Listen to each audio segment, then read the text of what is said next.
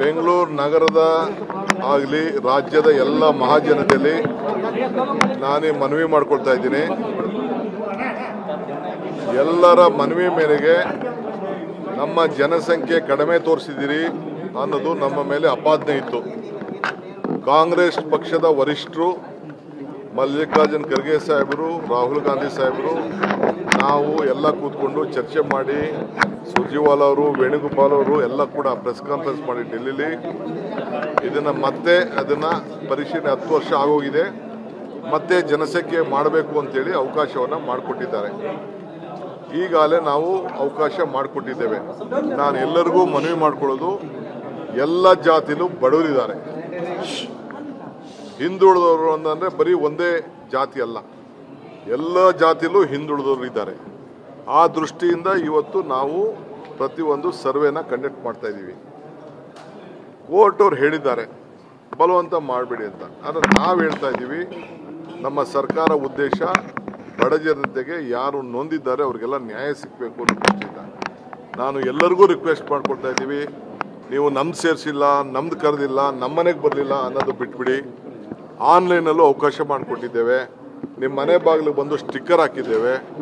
ಆನ್ಲೈನಲ್ಲೂ ಬಂದು ನೀವು ರಿಜಿಸ್ಟರ್ ಮಾಡ್ಕೊಳ್ಳಿ.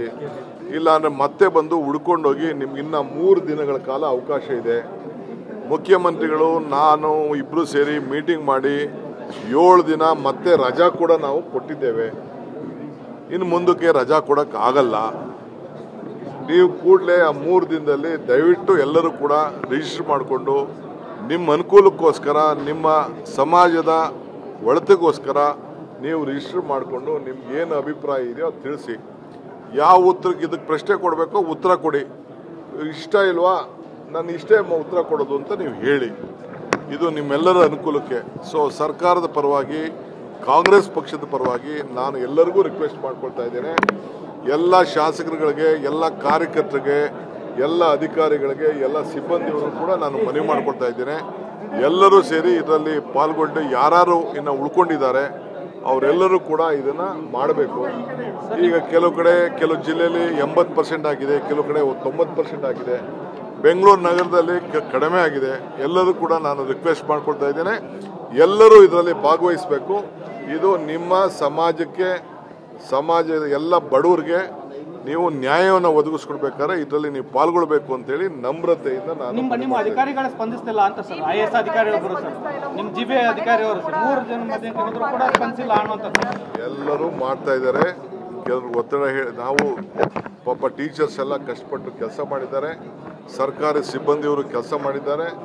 ಎಲ್ಲರೂ ಕೂಡ ಒಬ್ಬೊಬ್ಬರು 10, 12, 15 ಮನೆಗಳಿಗೆ ಹೋಗಿ ಅರ್ಧ ಗಂಟೆ ಕೂತ್ಕೊಂಡು ಮಾಹಿತಿಯನ್ನು ತೆಗೆದುಕೊಂಡು ಬಂದಿದ್ದಾರೆ. ಒಳ್ಳೆ ಕೆಲಸ ಮಾಡಿದ್ದಾರೆ. Sir, in English, Shivamoorthy and Narayan Murthy have refused to participate.